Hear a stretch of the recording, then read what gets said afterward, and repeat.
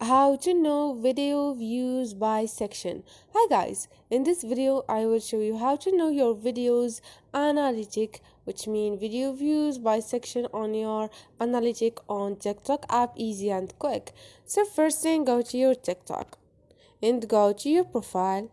Choose one of your videos that you want to see the analytic. Now all you need to do is click on those 3 points and scroll over this list. You're gonna find analytic. Wait for a second, and here you're gonna find video views by section. So like you see, there is for you and there is personal profile. You can see here your videos views by section.